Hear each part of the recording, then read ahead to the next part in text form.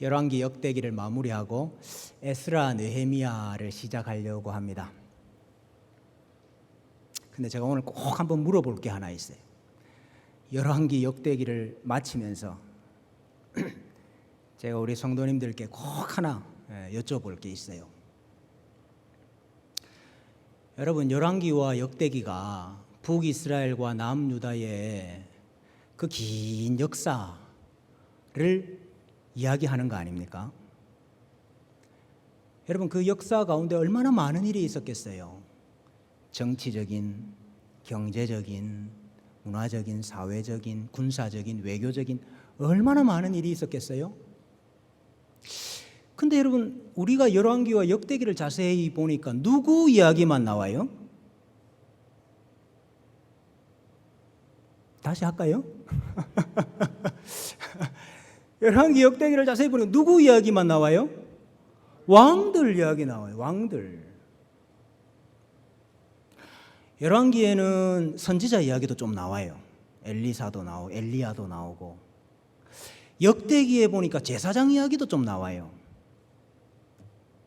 여러분, 성경이 역사를 기록하는데 기록할 게 얼마나 다양하게 많겠어요. 근데 그거 다 기록하지 아니하고 왜 왕들 이야기하지요? 왜 선지자들 이야기하지요? 왜 제사장들 이야기할까요? 오늘 이거 제가 답을 들어야 되겠습니다. 네? 답을 한번 해보세요.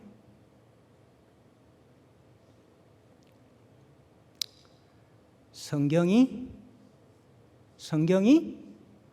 중보자 중심의 기록이기 때문이에요. 네? 성경이 중보자 중심의 기록이라고요. 성경이 말하는 바가 뭐냐? 중보자라. 여러분, 역사의 진행은, 역사의 흐름은 정치, 경제, 사회, 문화, 군사, 외교 이거 가지고 이루어지는 거 아닙니다. 그건 우리가 살면서 표면적으로 보이는 거지요. 역사를 운행하시는 분은 하나님이셔요. 그 하나님은 자기 역사를 중보자를 중심으로 운행하고 계신다 그 말이에요.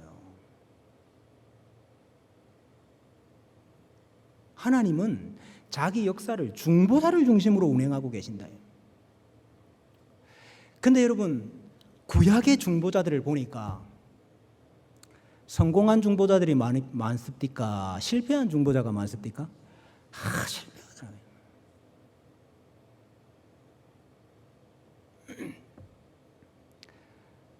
하나님께서 온전한 중보자, 참 중보자, 예수 그리스도를 보내셔서 새롭게 하시고 하나님의 나라를 이루는 역사로 우리를 운행해 가신다. 여러분, 중보자를 통해서 역사를 이야기하고 있는 게 성경이라 이 말입니다. 여러분, 교회는 정치 이야기하는 곳이 아니에요. 경제 이야기하는 곳이 아니에요. 사회, 문화, 군사, 외교 이야기하는 곳이 아니에요. 중요하지 않다는 말이 아닙니다. 그거 다 중요하지만은 교회가 말해야 되는 것은 하나님이 심판할 자를 심판하시고 하나님이 구원할 자를 구원하시고 하나님이 구원의 역사를 교회를 통해서 이루어가고 계시는 거예요. 그래서 교회는 예수 그리스도를 중심한 역사, 예수 그리스도를 중심한 구원, 이걸 이야기해야 되는 거예요.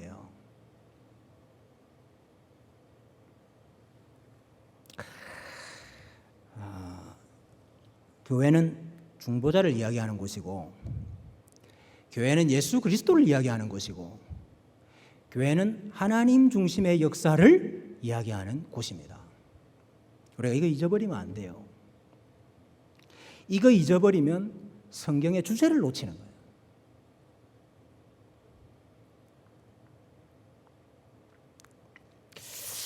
할 이야기가 더 많은데 넘어가야 되겠습니다. 이사야 예언처럼 북이스라엘도 망했지요. 남유다도 망했지요. 근데 이사야 예언처럼 하나님께서 그 바벨론에 망한 그 포로된 자기 백성을 다시 돌아오게 하시죠.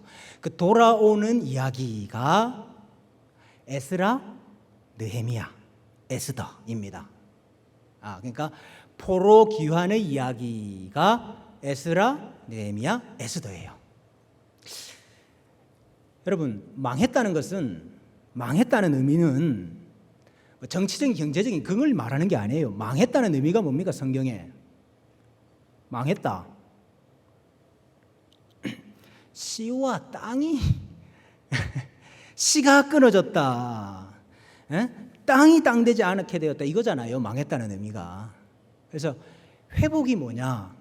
회복은 씨와 땅을 다시 세워주시는 거, 일으켜주시는 거. 그게 회복인데, 그래서 에스라와 느헤미야의 이야기가 뭐냐? 간단하게 요약을 하면은 씨를 회복시켜 주십니다. 땅을 회복시켜 주십니다 하는 이야기예요. 자, 그래서 에스라 느헤미야의 구조를 제가 간단하게 좀 설명을 드릴게요. 주보를 한번 보시면은요. 에스라 1장부터 6장까지는 1차 귀환. 바벨론의 포로로 있던 사람들이 첫 번째로 귀환하는 이야기를 다루고 있어요. 귀환해서 뭐 합니까? 귀환해서 성전 건축하는 이야기가 거기 있습니다. 여러분, 성전은 대표적인 땅이지요. 하나님께서 임하시고 하나님이 자기 백성과 함께 교제하시는 땅이지요. 그러니까 에스라 1장부터 6장까지는 1차 귀환과 씨를 회복시키는 거죠. 그리고 땅의 회복, 성전 건축하는 이야기를 보여주고 있어요. 7장부터 10장까지는 2차 귀환이 나옵니다. 두 번째로 바벨론의 포로로 있던 사람들이 또 돌아와요. 돌아와가지고는 회개운동을 해요. 아까 오전에 제가 그랬잖아요. 성전 건축했지만 성전에서 하나님 잘 섬기고 율법 잘 시행하고 살았던 게 아니라고. 그래서 돌아온 2차 백성들을 중심으로 해서 회개운동이 일어나요. 그래서 정말 우리가 하나님의 씨로 회복되자 하는 이야기, 씨의 회복이 에스라 7장부터 10장이에요. 그리고 느헤미야 1장부터 7장까지는 3차 귀환이 나옵니다. 세 번째로 이제 돌아오는 거예요. 돌아온 사람들이 뭐 합니까? 성전은 건축이 됐는데 성이 없는 거라. 여러분, 이 당시에 성이 없으면 어떻게 되겠어요? 아니 대적들이 다른 나라 사람들이 얼마나 쉽게 쳐들어오겠어요. 그래서 이제 성벽을 세우는, 성을 만드는 일을 해요. 여러분, 예루살렘 성도 땅이죠. 땅의 회복을 보여주는 거예요. 그리고 느헤미야 8장부터 13장까지는 성벽은 세웠는데 또 백성들이 하나님 떠나 사는 거예요. 안식일을 지키지 않는 거예요. 또 이방 여인들과 결혼하고 있는 거예요. 그래서 그들을 또 다 불러 모아놓고 회개운동하는 이야기가 나와요. 느헤미야가 개혁하는 이야기가 나와요. 그 씨가 씨되게 하자 하는 이야기가 나와요. 그러니까 씨의 회복. 와, 제가 에스라 느헤미야 엄청 쉽게 저 정리해드렸습니다. 다들 별로 감흥이 없으신 것 같아요. 그 포로 귀환의 이야기의 연대를 한번 우리가 좀 확인을 하고 정리를 하고 가는 게 유익합니다. 여러분, 1차 포로가 된 게 BC 602년이에요. 그때 왕이 여호야김이었죠. 그때 포로로 끌려갔던 선지자가 누구였습니까? 다니엘. 2차 포로가 된 게 598년이었어요. 그때 왕이 여호야긴이었고 이때 끌려갔던 선지자가 에스겔이었죠. 3차 포로가 마지막입니다. 3차 포로 때 성전이 무너져요. 그때 시드기야였고요. 그때 예레미야가 또 포로로 끌려가죠. 그 이제 성전이 다 무너지고 남유다는 바벨론에게 멸망을 했는데 539년에 바벨론이 페르시아에게 또 망하게 됩니다. 그래서 페르시아의 왕 고레스가 등극을 하게 되고 그 다음 해인 538년에 이 고레스가 이스라엘 사람들을 고국 땅으로 돌려보내는 1차 귀환이 일어나요. 그래서 이제 제일 처음에 1차 귀환의 명을 받은 사람은 세스바살입니다. 근데 실제로 백성을 이끌고 돌아온 사람은 스룹바벨입니다. 몇 명이 돌아왔습니까? 49,897명이 귀환을 했어요. 그래 이제 귀환해가지고 성전 건축하자 학계하고 스가랴가 등장했죠. 그리고 성전이 완공된 것은 516년 완공이 되고요. 그리고 이제 그 사이에 아직까지 페르시아에 남아 있었던 사람들 1차 귀환 때 다 올라오지 않고 페르시아에 남아 있었던 사람들의 이야기를 기록한 게 뭡니까? 그게 뭐예요? 그게 에스더. 여러분 이게 에스더의 정확한 배경을 아는 분이 잘 없어요. 에스더서는 1차 기환과 2차 기환 사이에 아직까지 돌아오지 않고 있는 페르시아에 살고 있는 사람들의 이야기예요. 그게 에스더예요. 그리고 458년에 2차 기환이 있습니다. 2차 기환의 인도자, 지도자는 에스라였습니다. 몇 명이 돌아왔습니까? 1754명이 돌아왔습니다.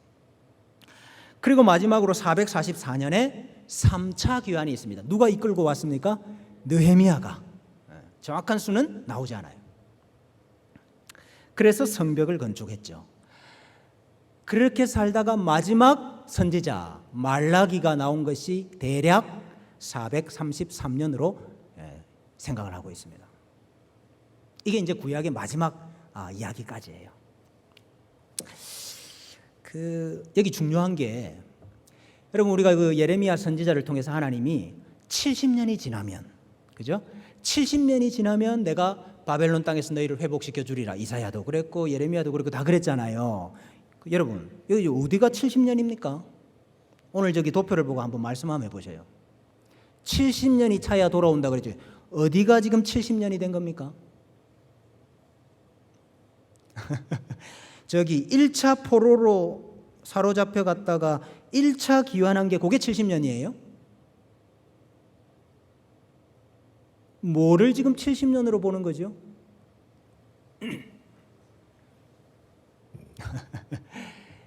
여러분 견해가 한두 가지가 있는데 가장 유력한 견해는 이것입니다. 예루살렘 성전이 무너진 게 언제지요? 성전이 무너진 거. 그게 3차 포로지요. 586년. 그리고 다시 성전이 세워진 게 몇 년입니까? 516년. 보이십니까? 그게 몇 년이지요? 70년이지요. 여러분, 하나님이 지금 70년 이야기하신 것은요, 성전이 무너지고 성전이 다시 세워진 기간을 말하는 것입니다. 이게 굉장히 우리 지금 개념을 좀 바꿔야 되는 거예요. 우리는 나라가 망하고 백성이 끌려가고 그리고 다시 백성이 돌아오면 그게 다 완성이 된 것 같잖아요. 아니에요. 성경의 관점은 그게 아니에요. 백성이 사로잡혀 가는 게 중요한 게 아니고 뭐가 더 중요할까요? 하나님이 자기 집을 떠나는 게 더 중요한 거예요. 이거 이해하셔야 됩니다. 백성이 망하는 게 중요해요. 정치가 망하는 게 지금 중요한 게 아니고 경제가 지금 망하는 게 중요한 게 아니고 하나님이 자기 백성을 떠난 거 그게 망한 거예요. 그걸 진짜 망한 걸로 본다고. 그럼 회복은 뭘까요? 백성들이 돌아오면 회복이에요? 에? 다시 정치가 살아나고 경제가 부흥하면 회복이 아니라고. 하나님이 다시 자기 집으로 돌아와야 회복이라고. 여러분 이 관점을 잘 가지셔야 돼요. 그래서 그 기간이 70년이에요. 하나님은 약속대로 백성들이 하나님과 함께 살 수가 없었기 때문에 떠나셨지만, 집을 떠나셨지만 그게 표면적으로는 성전이 무너진 것으로 드러난 거죠. 그러나 뭐 백성들이 바벨론에서 회개를 잘했어요. 천만의 말씀이에요. 백성들이 뭐 바벨론에서 다시 뭐 공의와 정의를 행했어요. 천만의 말씀이에요. 하나님은 자기 말씀대로 자기 약속을 이루기 위해서 70년이 차니까 그 백성을 돌려주시고 본인이 하나님이 자기 집으로 돌아오신 거예요.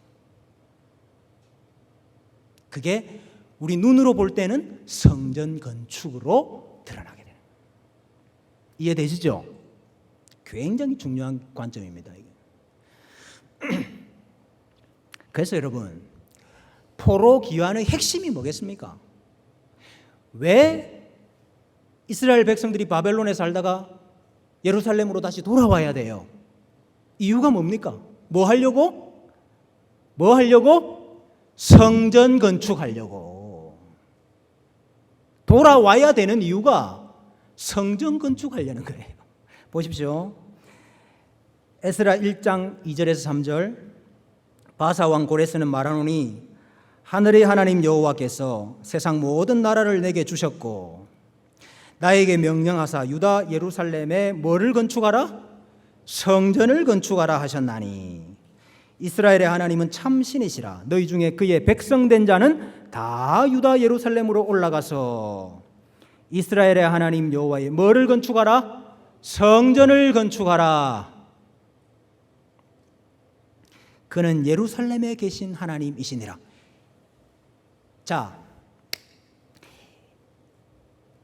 바벨론에 살던 사람들이 예루살렘으로 올라가는 것이 중요한데 구약시대 말입니다. 이 시대 당시에 돌아가라 그랬는데 안 돌아가는 거 있죠. 안 돌아가는 거. 난 그냥 여전히 페르시아에 살래요. 이거. 여러분 페르시아에 살아도 되는 건가요? 네? 이것도 잘 생각을 해봐야 돼요. 아니 뭐 거기서 하나님 섬기나 여기서 하나님 섬기나 뭐 다 하나님 섬기는 거 똑같으면 굳이 예루살렘 돌아가지 않아도 되는 거 아니야? 그거 맞습니까? 틀립니까? 예? 틀려요? 왜 틀려요? 왜? 오늘날에는 상관없어요. 오늘날에는 뭐 여기 있든지 저기 있든지 상관없어. 근데 구약시대에는 상관이 있어요. 구약시대에는 하나님이 어디 계신 하나님이기 때문이죠. 오늘 여기 고레스가 얘기하잖아요. 하나님이 어디 계신 하나님이라고? 예루살렘에 계신 하나님이라. 구약시대에는 하나님께서 내 집을 정하셨다고요. 여기라고. 그게 예루살렘이라고. 그러니까 예루살렘에 돌아가지 않는 거, 그건 구원이 없는 거예요. 이해되시죠? 네. 예루살렘에 돌아가지 않고 나는 페르시아에 살래요. 이거는 그 당시로 보면은 구원이 없는 거라고. 돌아가서 하나님께서 거하시겠다고 임하시겠다고 약속하신 그 집에서 그곳에서 하나님의 집을 세우고 하나님과 만나 교제하는 그게 구원 아닙니까? 그러니까 돌아가야 되는 거예요. 성전 세우기 위해서 돌아가야 됩니다. 이사야 44장에도 이 약속했습니다. 고레스에 대하여 이르기를 내 목자라 그가 나의 모든 기쁨을 성취하리라 하며 예루살렘에 대하여는 이르기를 중건되리라 하며 성전에 대하여는 내 기초가 놓여지리라 하는 자니라. 근데 아까 말씀드린 대로 성전이 세워진다는 뜻은 건물 짓는다 이 뜻이 아니에요. 네? 건축 공사한다 이 뜻이 아니에요. 하나님의 집이 세워진다, 성전 건축된다는 뜻은 뭡니까? 하나님이 뭐 하셨다고요? 하나님이 돌아오셨다는 뜻이라고. 그게 여러분 스가랴에 나온다. 스가랴 1장 16절에 그러므로 여호와가 이처럼 말하노라 내가 불쌍히 여김으로 예루살렘에 뭐 했으니 돌아왔은즉. 너무 중요한 말씀이죠. 내가 유다 백성들을 불쌍히 여겨서 내가 예루살렘으로 돌아왔은즉. 돌아왔기 때문에 그 결과가 뭡니까? 그 뒤에 내 집이 그 가운데에 건축되리니. 성전 건축의 의미는 하나님이 돌아오셨다는 거예요. 출애굽하고 똑같잖아요. 출애굽하고. 왜 출애굽해야 됩니까? 애굽에 살던 백성들이. 네? 애굽에 살던 백성들이 애굽에 그냥 살면 되지. 왜 출애굽해야 돼요? 모세가 바로 앞에 가서 우리 무엇 때문에 출애굽해야 된다 그랬죠? 제사를 드리려 하노니. 출애굽도 마찬가지예요. 성막 짓는 게 목적이라고요. 그래서 시내산에 도착하자마자 하나님 임하시자마자 뭐합니까? 성막 건축한다고요. 왜? 성막이 하나님의 집이기 때문에. 이제 하나님이 우리 가운데 있고 계시고 그 집에서 하나님과 우리가 교제하게 되는 그게 구원이거든. 구원을 위해서 하나님이 건져내시는 거예요. 돌아오게 하시는 거예요. 근데 여러분 70년이 지났는데 그들을 다 이렇게 돌아오게 하시는 하나님의 방법이 뭐냐 이 말이에요. 하나님의 방법. 그 방법이 마음을 감동시키시는 거예요. 하나님의 방법이 요건데 마음을 감동시키시는 거예요. 하나님이 먼저는 누구의 마음을 감동시키십니까? 고레스의 마음을 감동시키셔요. 그 이방왕, 하나님도 모르는 이방왕 고레스의 마음을 감동시켰다 그랬죠? 에스라 1장 1절에 바사왕 고레스 원년에 여호와께서 예레미야의 입을 통하여 하신 말씀을 이루게 하시려고. 백성들 보시고 한 일이 아니고 말씀을 이루려 하시려고 바사왕 고레스의 마음을 감동시키심에 하나님께서 이방 왕의 마음을 감동시키셨습니다. 또 누구의 마음을 감동시킵니까? 백성들의 마음을 감동시켜야죠. 그래 1장 5절에 보니까 이에 유다와 베냐민 족장들과 제사장들과 레위 사람들과 그 마음이 하나님께 감동을 받고 올라가서 예루살렘의 여호와의 성전을 건축하고자 하는 자가 다 일어났다. 그러니까 하나님이 이방 왕의 마음도 감동시키시고 자기 백성의 마음도 감동시키셔가지고 이 일을 이루시는 거예요. 여러분, 바벨론 땅에 70년 살다가 돌아오는 게 쉽겠습니까? 어렵겠습니까? 70년 살다가 예루살렘으로 돌아오는 게 쉬울까요? 어려울까요? 여러분 같으면 돌아오시겠어요?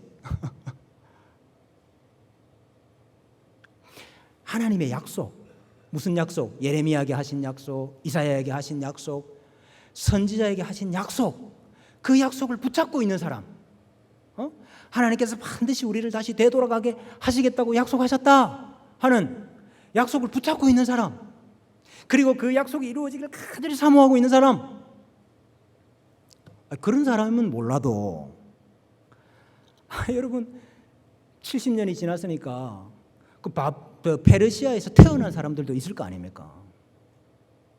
나는 태어나 보니 페르시아라. 내가 지금까지 여기서 살았는데 어디를 다시 갑니까? 여기 내 삶의 터전이 다 있는데. 그러니까 하나님의 약속을 잊어버렸거나 하나님의 약속을 알기는 알지만은 대수롭지 않게 생각하거나 아니면 지금 내가 살고 있는 이 터전이 너무 중요하거나 아이고 그 70년이나 폐허가 됐는데 거기 가가지고 언제 터 닦고 언제 건물 세우고 언제 자식 키우고 어떻게 사냐 그래가지고 돌아가지 못하는 사람이 더 많다 이 말이에요. 그러니 하나님이 뭘 해야 되겠습니까? 마음을 감동시켜야 됩니다. 하나님이 자기 일을 이루시는 방법이 뭔지 아세요? 사람의 마음을 감동시키는 거예요.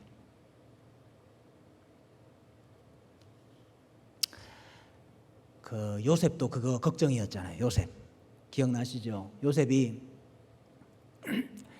하나님의 백성들이 가족들이 애굽에서 살아야 돼. 근데 분명히 이것들 보니까 애굽에서 살다 보면은 뭐 가나안 땅이니 뭐 하나님의 약속이니 뭐 다 잊어버릴 것 같아. 그래서 요셉이 그게 염려가 돼가지고 뭐 이야기합니까? 유언이 뭐예요? 유언이 하나님이 반드시 너희 찾아오신다. 하나님이 반드시 너희 찾아오시는데 너희를 찾아오시면 너희를 이 땅에서 가게 하신다. 가게 하시는데 가게 하실 때 내 유골 챙겨가라. 뭐 하려고 요셉이 자기 유골을 챙기라 그랬어요? 까먹지 마라 좀. 그날이 오면 우리 선조 그렇게 약속을 바라보고 죽었던 아브라함과 이삭과 야곱과 요셉 그 선조 유골을 우리가 가지고 가야 된다. 자기 유골을 교보제로, 믿음의 교보제로, 신앙의 교보제로, 그래서 요셉이 남기고 간 거 아닙니까? 똑같아요.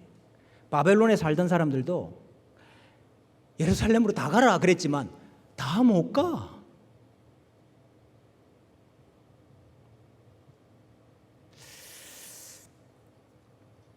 하나님께서 그래서 이방 왕의 마음도 또 자기 백성의 마음도 되돌이키십니다. 그리고 또 하나님께서 하신 일이 하나 있어요. 페르시아에 사는 페르시아 사람들, 그 주변의 사람들의 마음도 또 하나님 움직이셔요. 아니 그럴 거 아닙니까? 우리 출애굽할 때도 마찬가지였잖아요. 왕이 막 두 손 두 발 대고 빨리 나가라 그래도 백성들이 옆에서 사는 백성들이 어디 가려고 그러냐? 그러면은 또 이게 나오는 게 어렵잖아요. 출애굽할 때 하나님께서 그 사방의 백성들, 애굽에 사는 사람들의 백성들의 마음에 뭘 줬다 그랬어요? 두려움을 줬다 그래요. 그래서 빨리 나가 이렇게 된 거예요. 오늘도 마찬가지입니다. 페르시아에 사는 사람들의 마음에도 그 마음을 준 거예요. 그래서 이 사람들이 어떻게 했는지 아세요? 1장 6절에 보세요.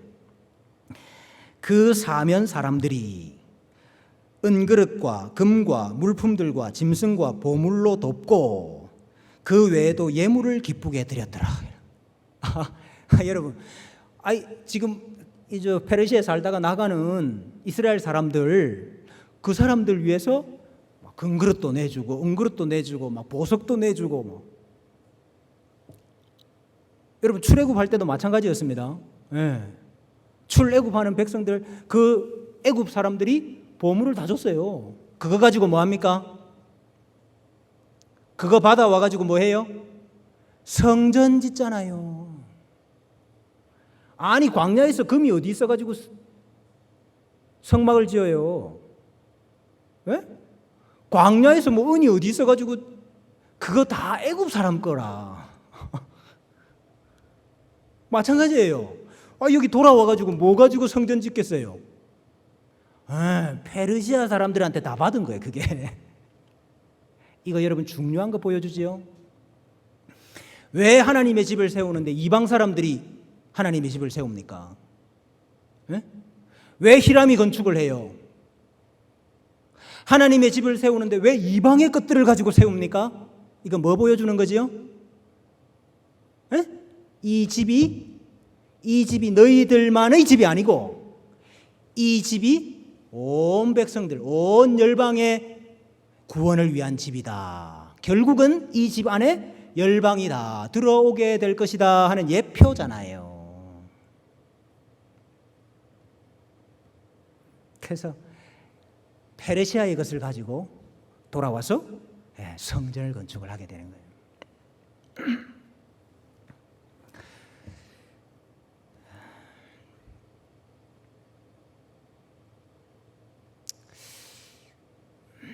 주의 백성들인데 말입니다. 주의 자녀들인데 애굽 땅에 살면서 바벨론 땅에 살면서 하나님 약속도 다 까먹어버리고 예루살렘도 다 잊어버리고 제단도 다 잊어버리고 하나님의 집도 다 잊어버리고 사는 성도들이 있죠. 그런 자녀들이 있습니다.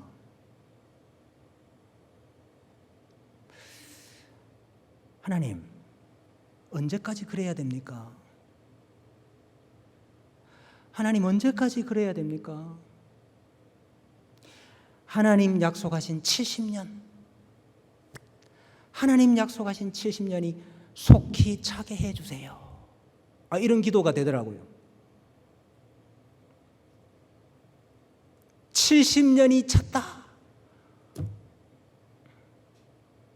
그래서 하나님이 마음을 좀 감동시켜 주세요. 저들의 마음을 좀 감동시켜 주세요. 그래서 다시 하나님께로 돌아오게 하고, 다시 하나님의 집을 짓게 하고, 그래서 다시 제단을 쌓게 하고, 하나님과 함께 사는 복이 좀 임하게 해주세요. 제가 오늘 말씀을 보면서 그런 기도가 나왔습니다. 우리 주변에 보면 대책 없는 사람이 많잖아요. 우리 자녀들 중에도 대책이 없잖아요. 다 큰 자녀들 다 큰 자녀를 부모가 말해서 됩니까? 근데 하나님이 방법이 있어요. 하나님의 방법이 뭐예요? 마음을 감동시키면 돼요. 우리 자녀들도 마음을 감동시키시면 돼요. 대책이 없는 남편 아내도 마음을 감동시키시면 되는 거예요. 우리 부모님도 마음을 감동시키면 되는 거예요. 우리 성도들도 마음을 감동시키시면 되는 거예요. 엘리야 선지자를 통해서 보여주신 것처럼 내가 내 백성의 마음을 되돌이키고 싶다 그랬듯이, 하나님께서 오늘 우리를 보시면서도 내가 너희의 마음을 되돌이키고 싶다 하는 간절한 소망이 있는 줄로 믿습니다. 그래서 우리 가운데 마음을 감동시키신 이 하나님의 역사가 많이 일어나서 우리 가운데 성전이 다시 세워지고, 제단이 다시 세워지고, 기도가 다시 일어나고, 예배가 다시 회복되는 이런 역사가 많이 일어나기를 주님의 이름으로 간절히 축복합니다.